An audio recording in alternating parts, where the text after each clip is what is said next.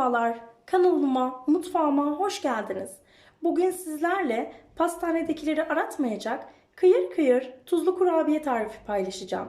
Bu tarif hem çay saatlerinizin baş tacı olacak hem de misafirlerinize hazırlayacağınız ikramlıkların en lezzetlisi olacak.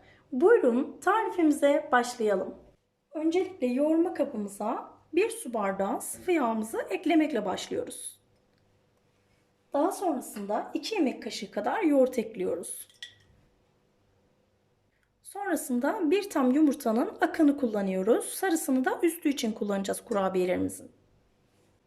2 yemek kaşığı silme üzüm sirkesi kullanıyoruz. Elma sirkesi de kullanabilirsiniz. 2 yemek kaşığı kadar toz şeker ekliyorum. 1 paket kabartma tozu ilave ediyorum. 1 tatlı kaşığı silme tuz ekliyorum. Ve son olarak da 2,5 su bardağı un ekliyorum.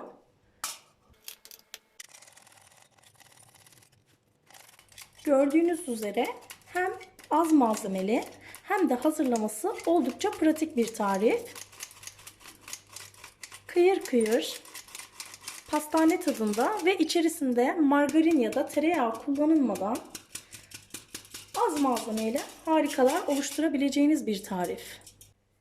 Hiç beklemeden hemen yoğuruyoruz.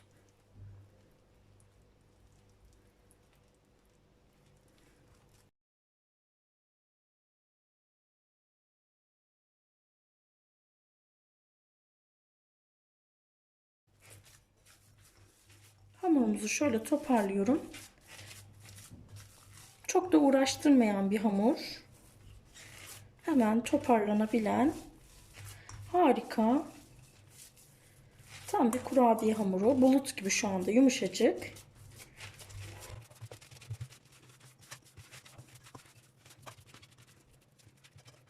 Hamurumuz hazır. Sizlere şöyle yumuşaklığını da göstereyim. Ben 2,5 su bardağı dolusu un kullandım. Sizler bu kıvamı yakalamak için unun kalitesine göre 2 su bardağı ya da 3 su bardağı olabilecek şekilde ayarlarsınız. Hamurumu şöyle alıyorum hamur matıma. Şimdi sıra geldi şekil vermeye. Siz dilediğiniz şekilde verebilirsiniz. Şöyle küçücük parçalar alıyorum ben. Fındıktan biraz büyük, cevizden biraz küçük. Şöyle yuvarlıyorum elimde.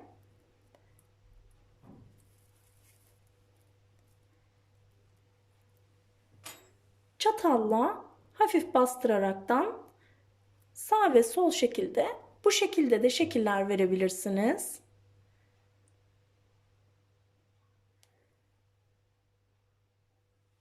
Birinci şeklimiz bu. İkinci şeklimizde şöyle patates dilimleyici her evde bulunan mutfak aracımız var.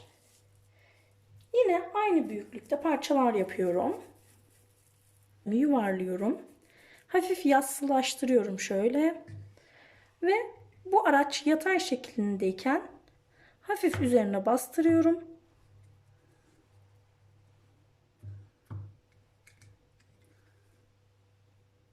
Bakın şu şekilde şekiller çıkıyor. Bu da çok güzel duruyor tuzlu kurabiyelerde. İçerisi sanki doluymuş, harç varmış gibi duruyor. Ben hepsini bu şekilde yapacağım.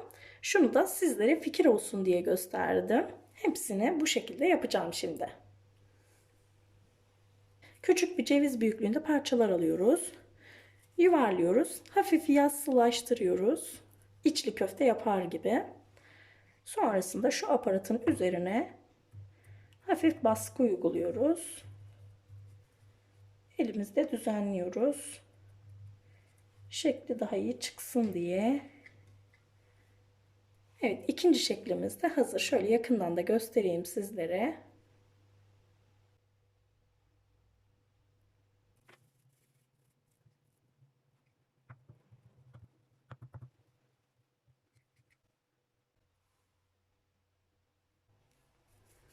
Evde bulunan malzemelerle harika bir lezzet yakalayacağınız, hem gördüğünüz gibi pratik hem de lezzetli bu tarifi kesinlikle deneyin derim.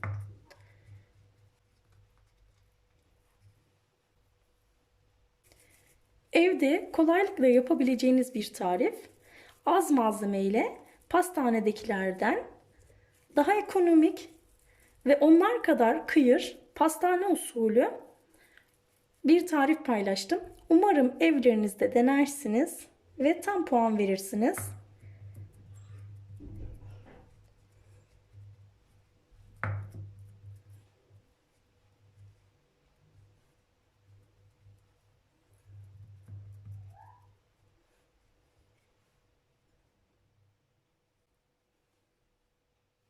Evet arkadaşlar, kurabiyelerimiz hazırlar. 20 adet çıktı yaptığım ölçülerden. Yağlı kağıt açtığım tepsiye hepsini dizdim. Üzerine içine kullandığımız yumurtanın sarısını da yüzeyine sürüyoruz. Hepsinin yüzeyine yumurta sarısı sürüyoruz. Üzerine şöyle haşhaşım var. Bunlardan ekliyorum. Bir kısmına haşhaş ekleyeceğim. Bir kısmına susam ve çörek otu ekleyeceğim.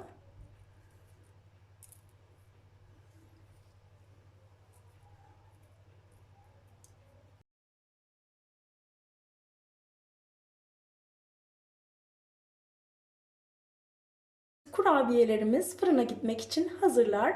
Gördüğünüz üzere yumurta sarısını sürerken söylediğim gibi fırınımı açtım.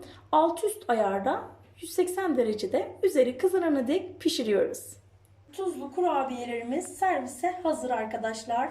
Harika lezzetiyle ve ekonomik az malzemesiyle çay saatlerinizin, gün masalarınızın vazgeçilmezi olacak bir tarif oldu. Bu tarifi denedikten sonra az malzemeyle lezzeti yakalayacaksınız. Şöyle sizlere de göstereyim hemen iç dokusunu. Görüyorsunuz, altını da göstereyim. Kıyır kıyır. Bakın iç lezzeti de bir o kadar güzel. Çok iyi pişti içerisi. Yaklaşık bir 15 dakikada pişti.